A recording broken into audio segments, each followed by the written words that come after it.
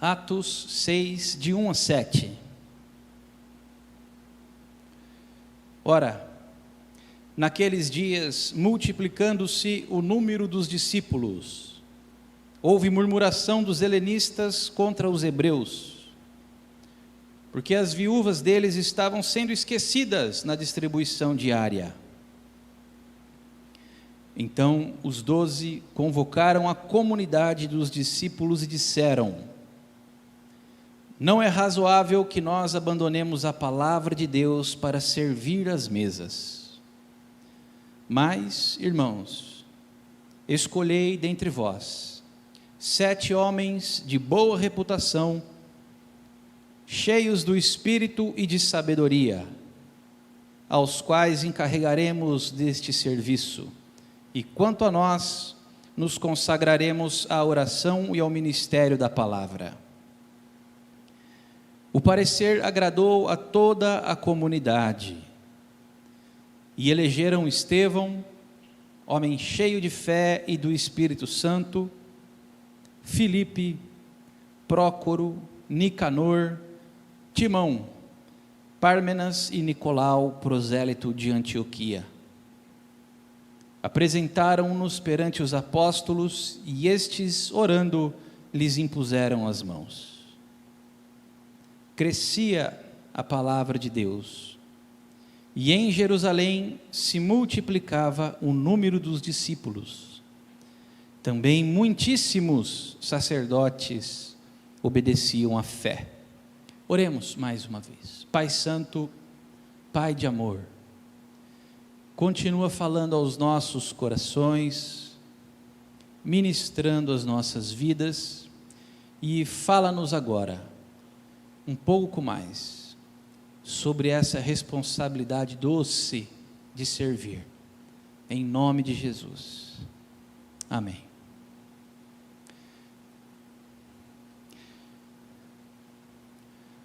A palavra diácono tinha um uso na sociedade do primeiro século, um pouco diferente do uso que nós cristãos fazemos dela. O diácono era um servo. Diaconia significa serviço, servir às mesas. É algo geral, abrangente. Mas o diácono em si, o servo, o que tinha esse título, nos palácios, nas cidades, nos casarões e nos campos, servindo aos seus senhores, eles tinham postos. Era possível que um diácono, um servo, se fosse um diácono de um rei, tivesse uma vida muito melhor do que a de um senhor de terras, por exemplo, se ele fosse um dos principais diáconos do rei. Então não era algo pejorativo, não. Diácono era algo extremamente nobre. Um diácono era um servo honrado e de destaque no primeiro século. A palavra denota isso. Uma palavra que coloca servo um posto abaixo é a palavra doulos, no grego. Essa palavra, ela pode ser traduzida como escravo. Diácono não. O diácono não era um escravo. O diácono era um servo honrado, era um administrador da despensa. Ele era enviado pelo seu senhor para fazer uma grande obra, uma obra muito importante, era um líder de fato. Os cristãos usaram essa palavra para falar daqueles que recebiam essa incumbência também na igreja primitiva. Agora, os cristãos não faziam como a sociedade do primeiro século. Não existia um diácono mais importante do que o outro na igreja. A base da diaconia na igreja era o Senhor Jesus Cristo. Ele era a essência da diaconia. Os cristãos usaram essa palavra na igreja primitiva, diácono, baseados no que o Senhor Jesus Cristo disse no Evangelho de João. Porque o Filho do Homem não veio para ser servido, mas para servir e para dar a sua vida em resgate por muitos. Então, se era muito nobre alguém dedicar a sua vida para um serviço honrado, muito mais nobre era alguém dedicar a sua morte para um serviço honrado. E os cristãos, por exemplo, no século III, ganharam um grande destaque do imperador romano, quando uma peste terrível assolou o império, e as pessoas fugiam, e dezenas, centenas de pessoas diariamente padeciam. Os cristãos acolhiam os doentes, cuidavam deles, davam-lhes alimento, água, tratavam de suas feridas, de sua febre, e se autodeclaravam diáconos. Porque, queridos, o cristão não serve a Deus como um escravo, não. Já não vos chamo escravos, já não vos chamo servos, porque um servo não sabe o que faz o seu senhor. Mas tenho-vos chamado amigos, porque tudo quanto ouvi de meu Pai, isto vos declarei. Nós servimos a Deus como amigos, somos amigos de Deus. A igreja é uma comunidade de diáconos, sempre foi e sempre será, porque Jesus é diácono, porque Jesus é servo.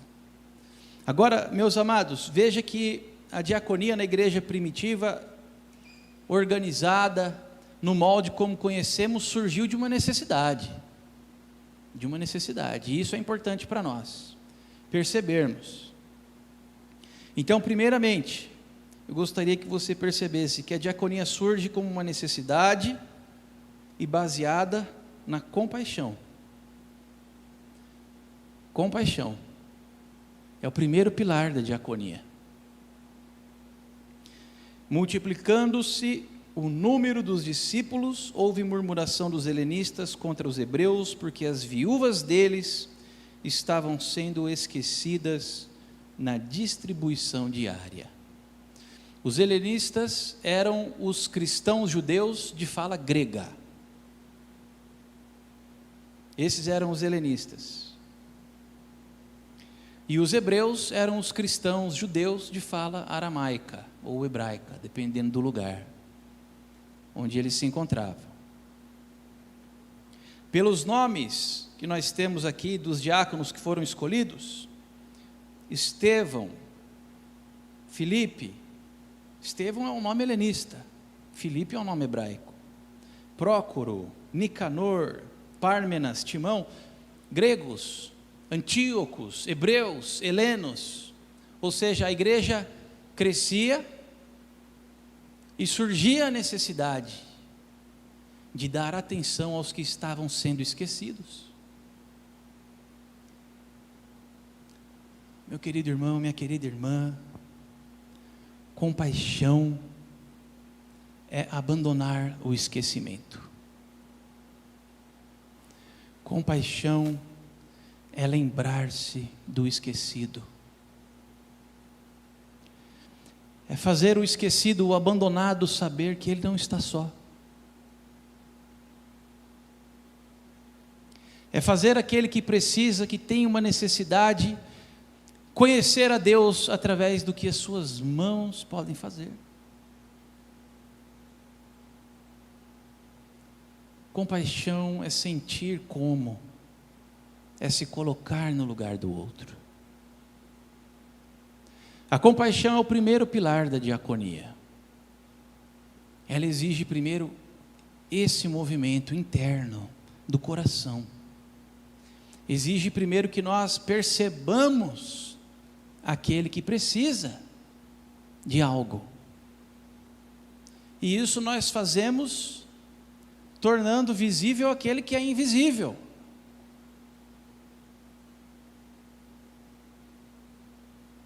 Não é raro encontrarmos por aí pessoas que são tratadas como invisíveis.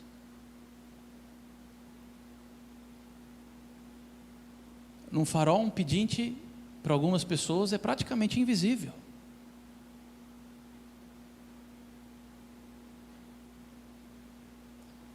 Às vezes, andando pelas ruas da cidade, passamos por alguém que está ali, jogado no chão, e passamos como se aquela pessoa fosse invisível. Compaixão é tornar visível o invisível. Compaixão é dar nome ao invisível. Compaixão é vencer o esquecimento. E a igreja é chamada para isso, meu querido irmão, minha querida irmã. Mas é muito mais do que apenas caridade. Muito mais do que isso. Caridade por caridade não significa compaixão, nem altruísmo. Muitos anos atrás, nós estávamos fazendo um evangelismo lá em Campinas, no centro da cidade, no entorno da rodoviária antiga. Quem já teve o desprazer de conhecer aquela rodoviária antiga vai saber do que eu estou dizendo, do que eu estou falando. Nós íamos todas as sextas-feiras, à meia-noite, para levar pão, cobertor, leite, para as pessoas que estavam ali naquele lugar, abandonadas. Cada uma com a sua história, cada uma com os seus esqueletos guardados dentro do guarda-roupa do coração. Eu estava sentado com um mendigo debaixo de uma marquise e encostou uma Kombi. A Kombi era de um centro espírita. Desceram algumas pessoas daquela Kombi, uma mulher com a sua filha pequena, vieram até onde eu estava com aquele morador de rua. A menininha me entregou um pão, entregou água, entregou um cobertorzinho. O mendigo surpreendentemente fez uma pergunta para aquela criança. Ele perguntou assim para ela: por que você está me entregando isso?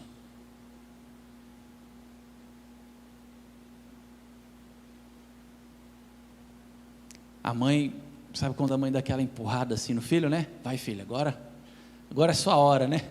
Brilha. A criança respondeu assim: não, nós precisamos fazer o bem, nós precisamos fazer caridade para sermos melhores. Eu quero ser melhor, por isso eu estou te entregando isso. Meus amados, o mendigo devolveu o pão e o cobertor e disse: então, se você está me dando isso por sua causa, eu não quero.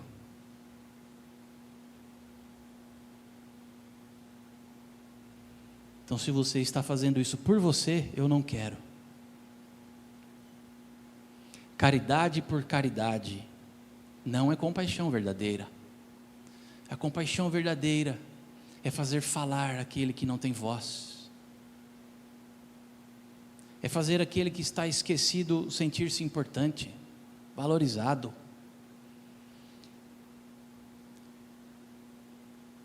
As viúvas dos helenistas estavam sendo esquecidas, mas a igreja não deixou isso por isso mesmo.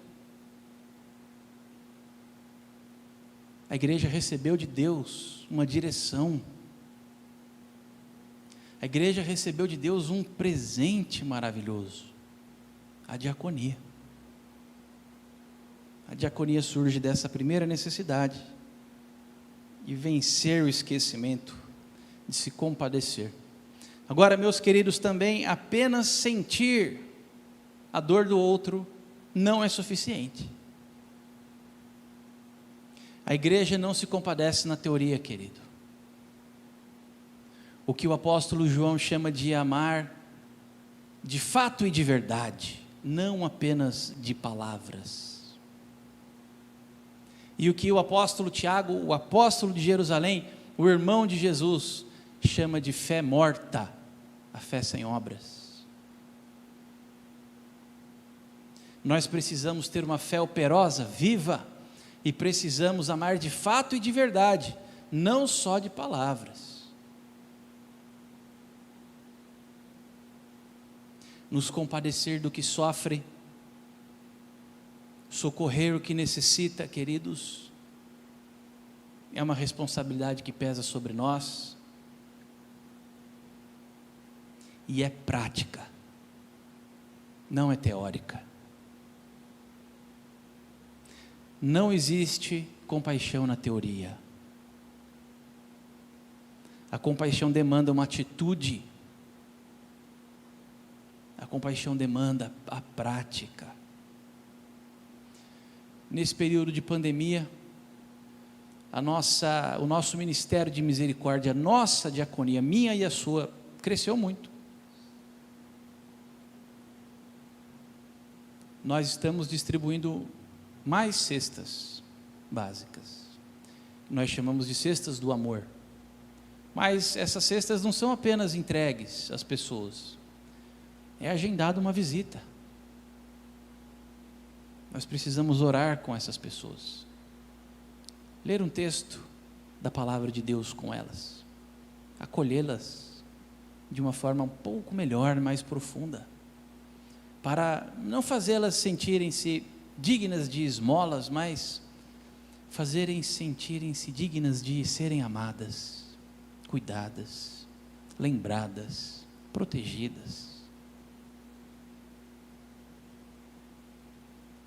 É um aviso que eu daria no final do nosso culto. Os nossos mantimentos terminaram. Não temos mais para montar cestas. E as pessoas precisam das cestas. Então nós temos ali debaixo do nosso mural alguns cestos para que nós tragamos à igreja arroz, feijão, óleo, macarrão, pacote de café. Quando eu estiver comprando para mim, quando eu estiver passando no caixa lá para mim, vou pegar um pacotinho de macarrão a mais para alguém que precisa, vou pegar um pacote de feijão aqui a mais para alguém que precisa. Todos nós juntos podemos fazer, queridos. Agora, nós temos muitos afazeres. Talvez um dos maiores problemas da nossa geração seja uma agenda abarrotada, terrivelmente cheia. É difícil encontrar tempo para fazer o bem. É difícil encontrar espaços em nossas agendas para nos dedicar a esse trabalho. Então nós temos pessoas que fazem isso por nós. Quando nós não conseguimos, quando nós não podemos, os nossos diáconos, eles estão atentos a essas necessidades. Quem precisa de compaixão, precisa ser atendido. E os nossos diáconos são esses homens de Deus, que juntos, de outros irmãos, visitam, entregam o pão, fazem o bem. Mas a diaconia é uma responsabilidade de todos nós, da igreja. Todos somos diáconos, desde Jesus Cristo. Todo cristão é um diácono. Portanto, precisamos sim trazer o mantimento para entregar ao que não tem. É santo. É santo abrir o meu guarda-roupa com compaixão. Meus queridos, uma coisa terrível pelo qual a diaconia da igreja passa é receber doações que não são úteis mais. Roupa rasgada, tênis furado, sapato sem sola.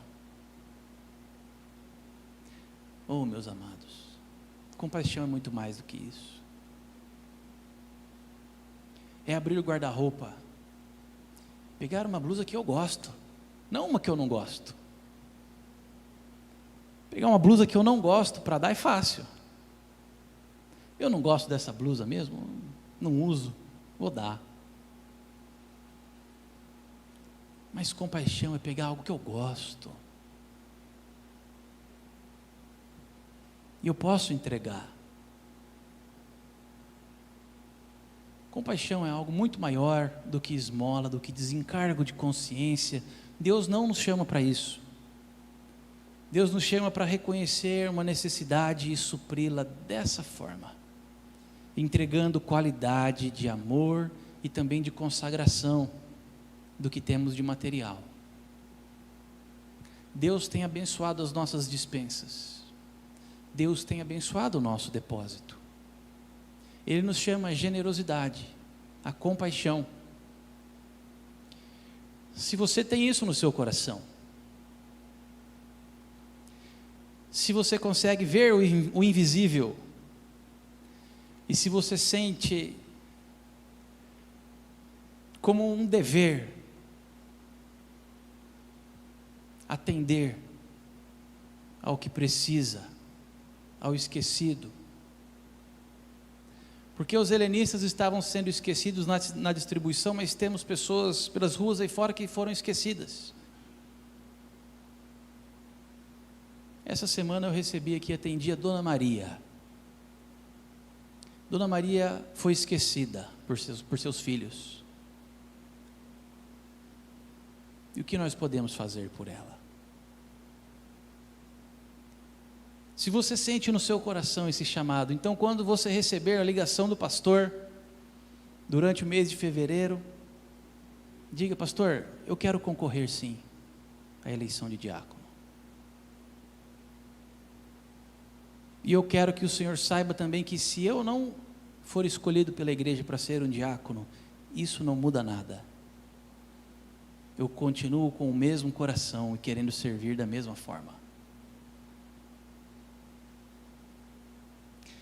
O segundo pilar da diaconia que nós encontramos aqui é a comunidade. A partir do versículo 2, o texto diz que os 12 apóstolos convocaram toda a comunidade dos discípulos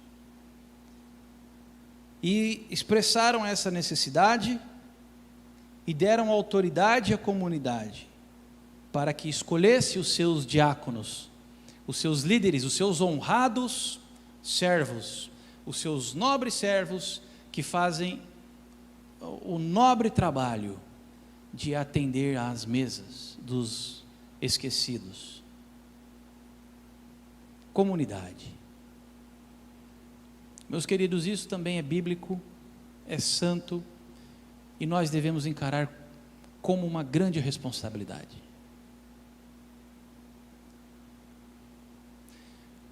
Uma coisa que os irmãos não pensam muito, eu mesmo nunca pensei muito nisso, mas pode ser que porventura, se você é pecador como eu, também já tenha pensado aí. Domingo tem assembleia, acho que eu vou ficar em casa. Não tem culto, nem assembleia, então acho que eu vou ficar em casa.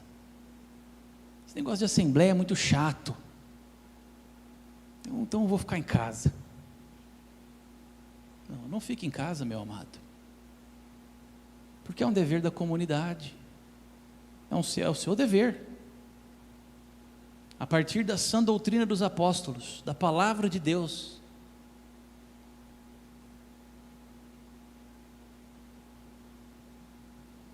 Não veja uma assembleia de eleição como algo chato, então você decide ficar em casa. Não, veja como algo gostoso, como um dever da comunidade. Nós somos privilegiados, queridos. Veja que Deus nos permite escolher os nossos líderes. Isso é uma maravilha, meus amados. Mesmo dentro das igrejas evangélicas e das igrejas cristãs em geral, isso é uma exceção, não é a regra.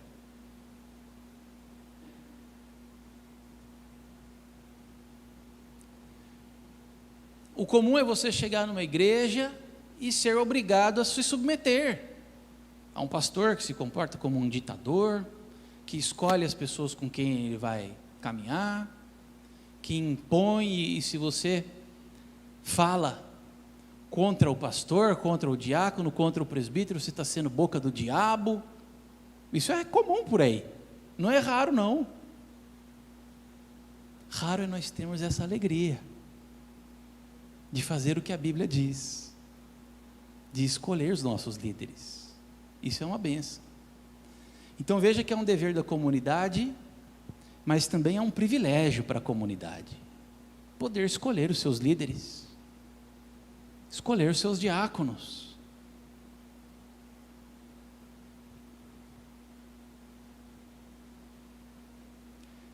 Enquanto eu estive na Jocum, no ano de 2005,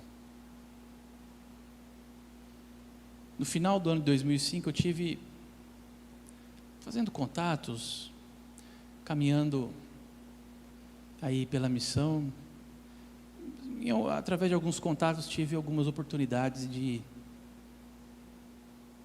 ir servir a Deus em outra denominação.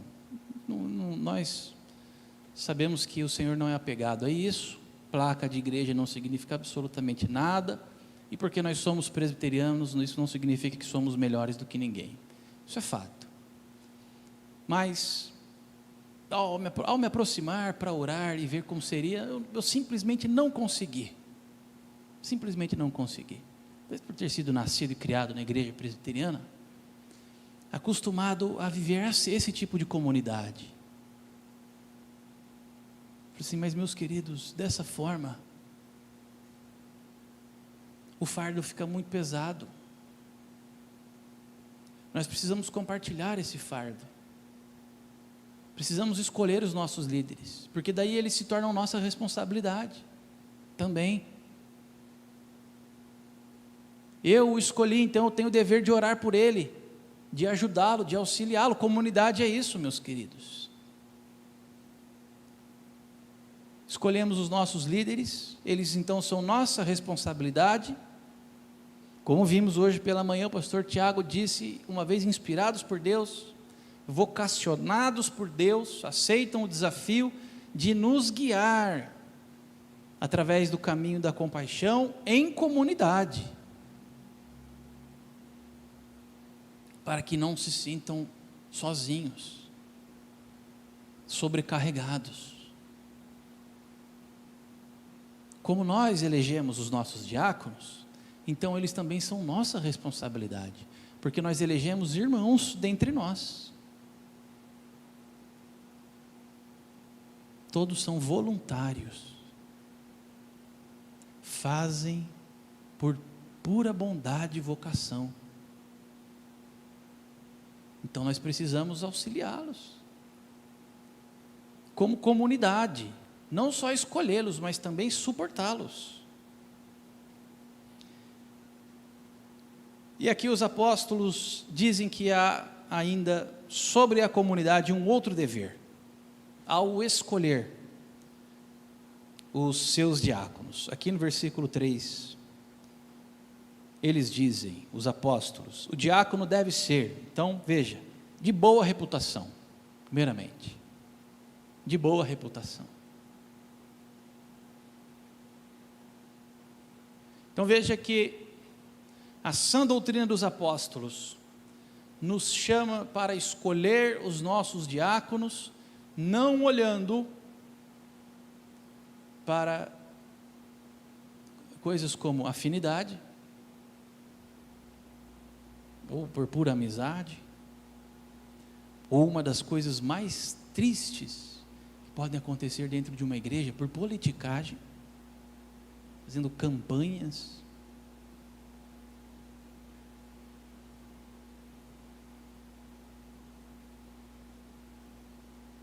Em algumas igrejas, eleições são até vingança. Vingança. Uma igreja que está se dividindo, uma igreja que está rachando, com o desejo de impor seu ponto de vista, Escolhe do meio ali, do seu meio, do meio da sua facção alguém. Vamos todos votar nesse irmão, porque dessa forma estaremos representados, e ele vai bater de frente lá na junta diaconal. Meus irmãos, misericórdia. A Bíblia não fala que é assim que nós devemos escolher os nossos diáconos. Isso é carnal, isso é pecado. Então, quais são os parâmetros para escolher os nossos diáconos? Primeiro, de boa reputação. Se no seio da igreja engendra contendas, não tem boa reputação. Se no seio da igreja promove facções, não tem boa reputação. Se no trabalho suborna ou aceita suborno, não tem boa reputação. Se quando chega a hora de declarar imposto, sonega o seu imposto, não tem boa reputação.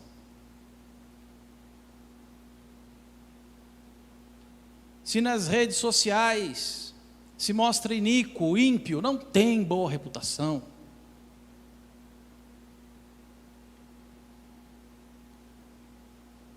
A igreja, a comunidade, deve estar atenta a isso. É o dever da comunidade. Cheios do Espírito Santo e de sabedoria. Também a sã doutrina dos apóstolos diz. Porque, meus amados irmãos e irmãs, as decisões que são tomadas nas reuniões da junta diaconal são decisões extremamente difíceis e que envolvem o que existe de mais precioso sobre a face da terra: pessoas. Por isso o diácono precisa ser cheio do Espírito e de sabedoria, porque o Espírito Santo nos move e traz até nós a sabedoria de Deus. Claro que nós não temos um espirituômetro, né? Com perdão aqui do neologismo, mas não temos um espirituômetro para medir quem tem bastante do Espírito Santo, ou quem tem pouco, ou quem não tem nada, né? Isso não existe, graças a Deus. Imagina que coisa terrível, né? Se existisse isso ali na porta da igreja antes de entrar, todo mundo ser medido. Como isso não existe, o que nós podemos, como Jesus diz e ensina, nós podemos ver os frutos, para ver se a árvore é boa. Se age com sabedoria antes de ser eleito diácono, também vai agir com sabedoria quando for eleito diácono. Se estende a mão e ajuda as pessoas antes de ser eleito diácono, também vai fazer quando for eleito diácono.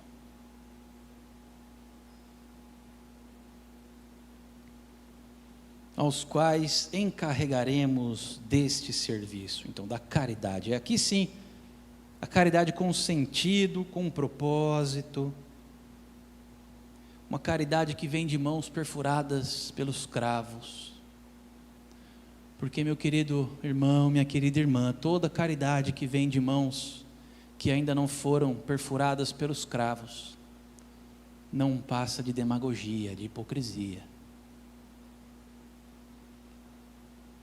As nossas obras precisam ser atravessadas por aqueles cravos, para então servirmos nesse ministério. Os diáconos são administradores da despensa da casa de Deus, mas a despensa, é nossa responsabilidade, é a responsabilidade da comunidade.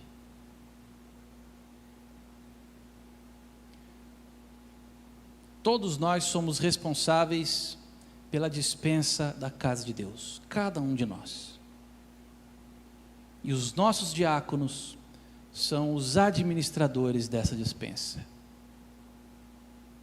Graças a Deus, meus amados, todo o que bate aqui na nossa porta não vai embora de mãos vazias, não vai. Graças a Deus. Seria um motivo de grande vergonha e de cortar o nosso coração se algum dia alguém batesse na porta da igreja e tivesse de ir embora de mãos vazias, com fome, com frio. Graças a Deus até hoje não aconteceu. E eu creio que não acontecerá. Porque nós sabemos que somos uma comunidade. E a despensa da casa de Deus aqui é nossa responsabilidade. Por último, o pilar da diaconia também é a transformação da sociedade. Versículo 7, crescia a palavra de Deus, crescia a palavra de Deus. Essa é a finalidade de toda boa obra. Esse é o nosso maior presente quando nos empenhamos. Ver crescer a palavra de Deus. Porque socorrer ao que necessita e levar o Evangelho é a missão diaconal da igreja. Socorrer ao que necessita e levar o Evangelho junto. Pão para o corpo e pão para a alma. Crescia a palavra de Deus. Aquecemos o corpo com o cobertor, mas também aquecemos a alma com a palavra de Deus. Crescia a palavra de Deus. Esse é o nosso objetivo maior. Fazer com que cresça a palavra de Deus aqui na cidade. E com o crescimento da palavra de Deus vem a transformação.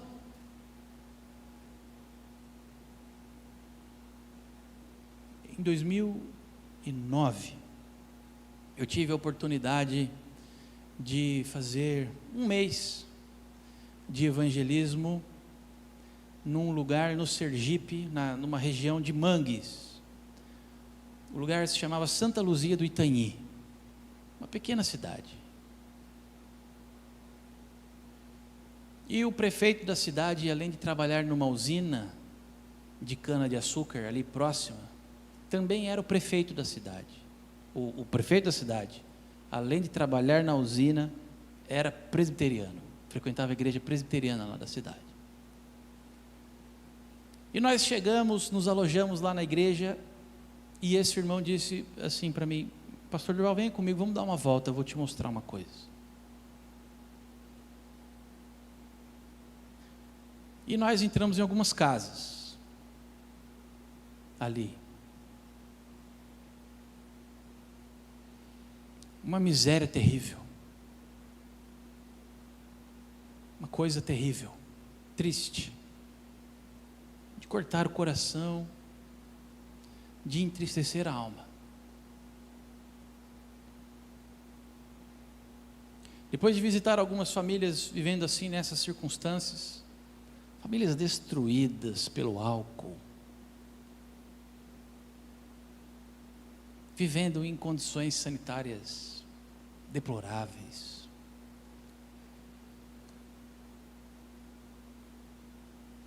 Depois dessas poucas visitas, nós visitamos outras casas.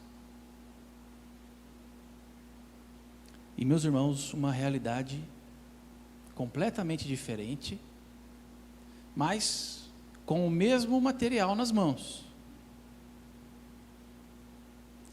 O segundo lote de visitas que fizemos, as pessoas que visitamos não tinham mais do que aquelas primeiras que nós visitamos. Não tinham mais, materialmente falando.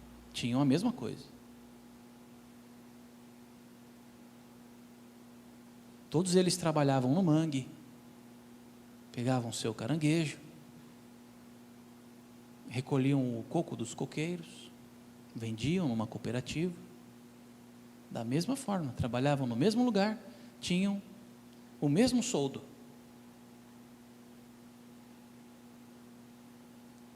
Mas você entra nessa casa diferente, você já é recebido sim, a paz do Senhor.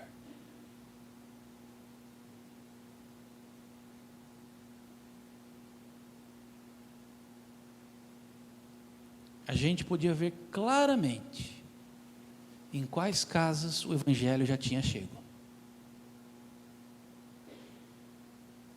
Não tenha dúvida, querido, que onde o Evangelho chega, a transformação acontece. Por isso, crescer a palavra de Deus é sinônimo de transformação da sociedade. Sinônimo de transformação da sociedade.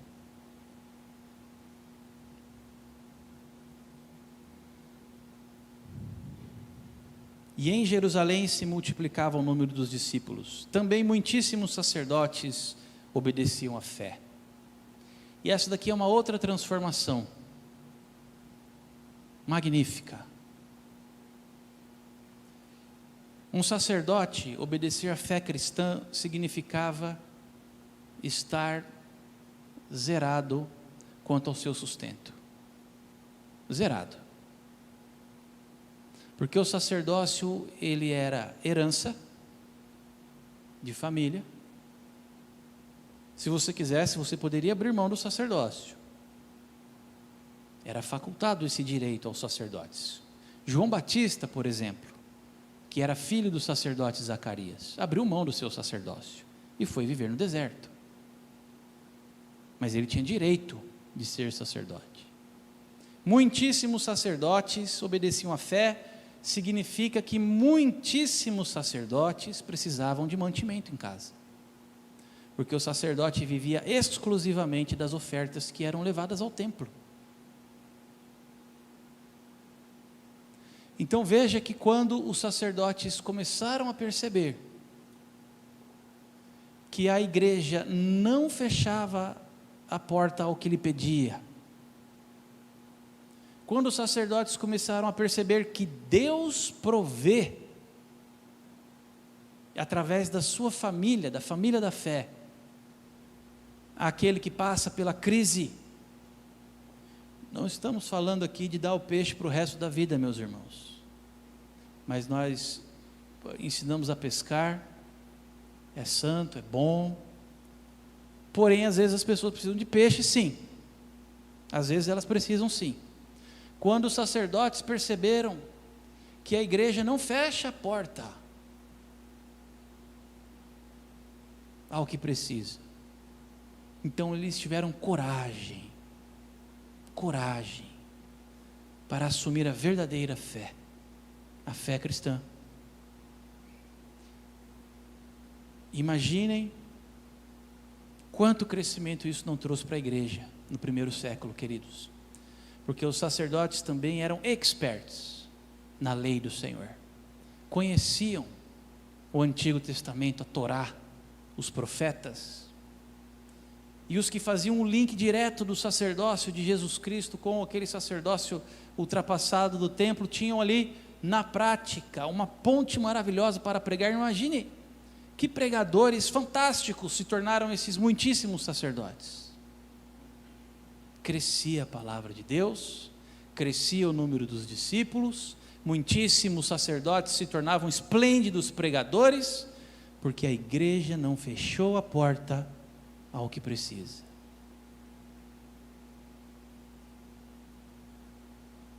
Se o sacerdote tivesse convicção de que seria um dos esquecidos ao abandonar o sacerdócio, talvez sucumbisse à tentação.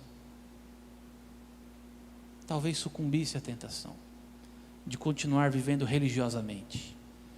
Porque sinceramente, meus amados irmãos e irmãs, todos nós somos seres humanos, a nossa natureza é terrena. Quem de nós aqui não tem medo de ficar sem o seu sustento? Sinceramente, de todo o coração. Quem de nós aqui não teme? Quem de nós aqui não quer o melhor para a sua família, para o seu filho, para a sua filha? A confiança que o Senhor Jesus Cristo nos dá supera esse medo. Louvado seja Deus por isso. Mas imagine um sacerdote, a situação dele. Porque a igreja não fecha a porta ao que precisa. Muitíssimos sacerdotes obedeceram à fé. E com certeza deram um impulso magnífico na igreja do primeiro século.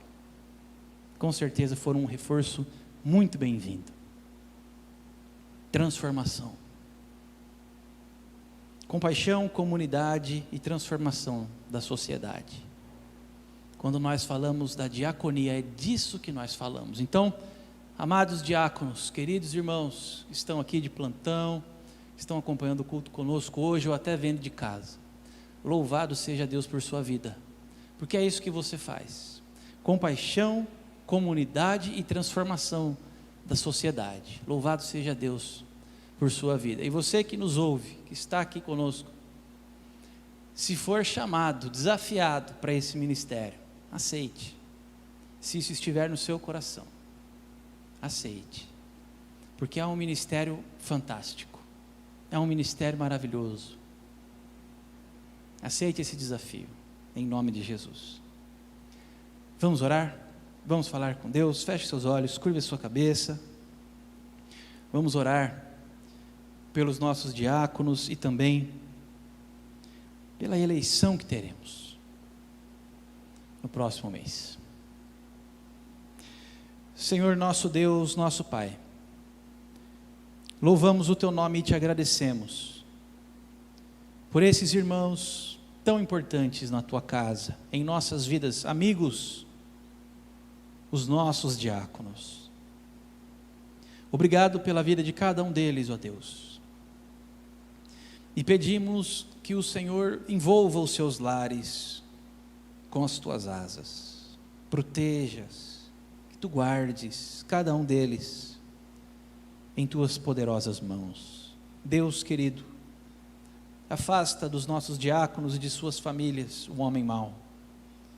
Afasta deles, ó Deus, as ciladas do inimigo, porque sabemos que esse ministério traz frutos benditos para o Teu reino.